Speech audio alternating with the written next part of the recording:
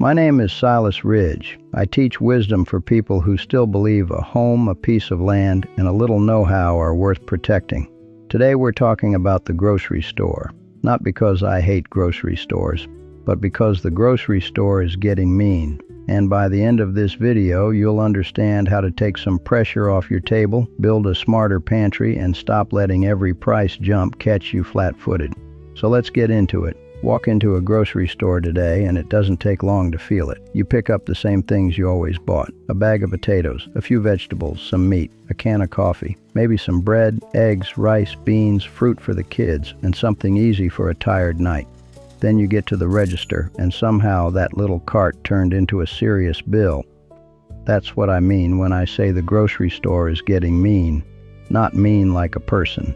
Mean like a place that used to feel ordinary, but now makes a family think twice. Mean like a receipt that follows you home. Mean like standing in the aisle doing math in your head and putting something back you actually needed. Now, some folks will tell you prices go up and down, and that's true, but a working household doesn't live on charts. A working household lives on meals. Breakfast before school, supper after a long day, something hot when the weather turns bad, something filling when money is tight, and when food gets expensive, it doesn't just hit the wallet. It changes how a house feels. It changes what you cook. It changes how much waste you can tolerate. It changes how much comfort there is in opening a cupboard. That is why old households treated food differently than we do now. They didn't look at the pantry like decoration. They looked at it like a quiet form of protection. A sack of beans was not exciting. A row of jars was not fancy. A bucket of oats didn't impress anybody. But when hard times showed up, those things had weight. They meant supper. They meant options. They meant you didn't have to run to town every time the house got hungry. Modern life trained people to think food is something you buy 1 week at a time. Old life taught people that food is something you manage. There is a big difference. Buying food 1 week at a time means you are always standing in front of whatever price that store gives you that day.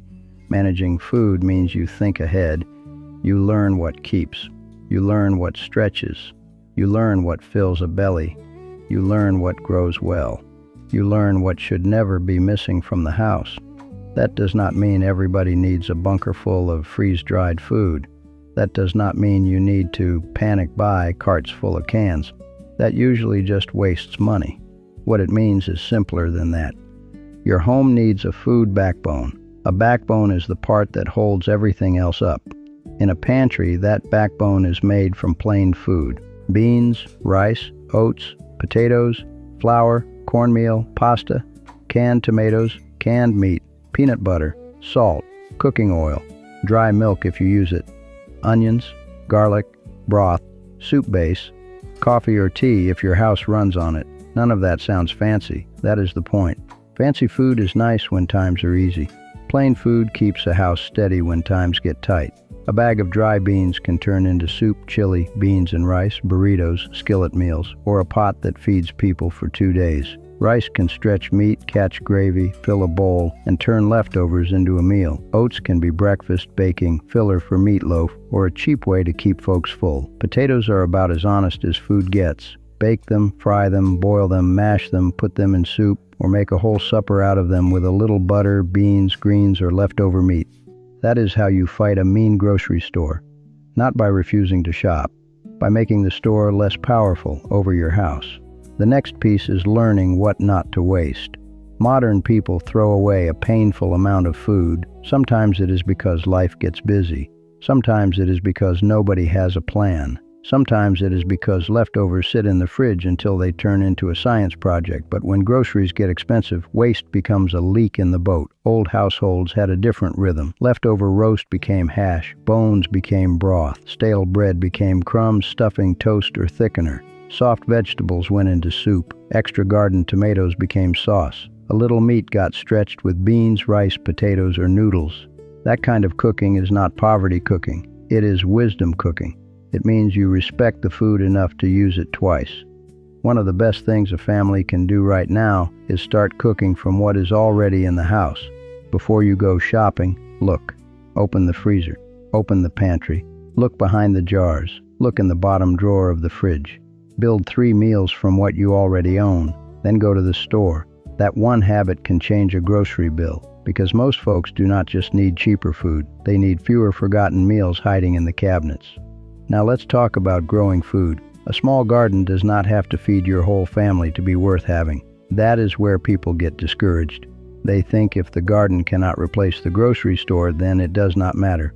That is wrong. A garden does not need to replace the grocery store. It needs to take pressure off it. A few tomato plants can change summer meals. A row of beans can fill jars and freezer bags. A patch of lettuce can save you from buying sad plastic boxes of greens. Herbs can make plain food taste like you meant it. Peppers, cucumbers, zucchini, onions, potatoes, and greens all earn their keep if you actually use them. The best garden is not always the biggest garden. The best garden is the one that gives you food you really eat. If your family eats salsa, grow tomatoes, peppers, onions, and cilantro. If your family eats soup, grow potatoes, carrots, onions, beans, greens, and herbs. If your family eats salads, grow lettuce, cucumbers, tomatoes, radishes, and green onions. Do not grow for a picture, grow for your table. And if you cannot garden much, then learn to store what stores well. Buy 1 extra bag of rice when it is on sale. Buy 2 extra cans of tomatoes. Buy oats before you run out. Buy beans before you need them. Buy flour if you bake. Buy coffee before the last can is empty. That is not hoarding. That is smoothing the bumps in the road. A good pantry is not built in one giant shopping trip. It is built one extra item at a time. One week you add rice. Next week beans. Next week canned tomatoes. Next week peanut butter. Next week flour. Next week broth. After a few months, your shelves start looking different. And more important, your house starts feeling different. There is a calm that comes from knowing you can make supper without leaving the driveway.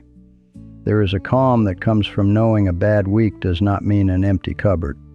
There is a calm that comes from knowing you have options. That is what the old pantry gave people. Options, not luxury, not perfection. Options. Now here is something else worth saying. Do not build a pantry full of food your family hates. That is one of the biggest mistakes people make. They buy what some stranger told them was practical, then nobody eats it. That is not a pantry.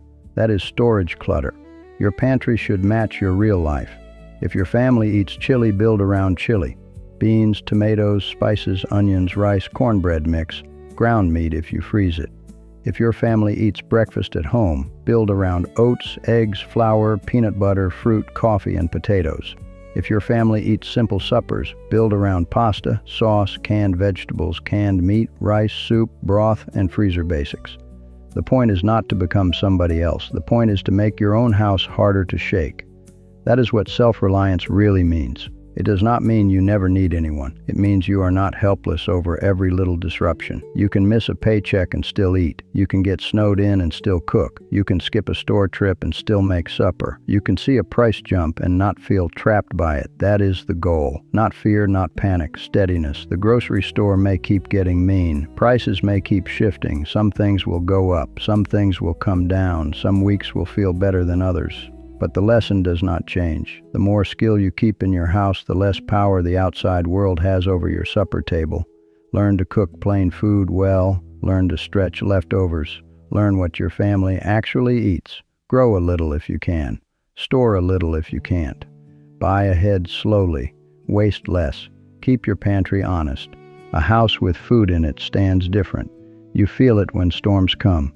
You feel it when money gets tight. You feel it when the car needs a repair. You feel it when the world gets loud and your kitchen still smells like supper. That is the kind of wealth nobody brags about, but it matters. So this week, do one thing, not 10 things. One thing. Look through your pantry and freezer before you shop. Find 3 meals hiding in your own house.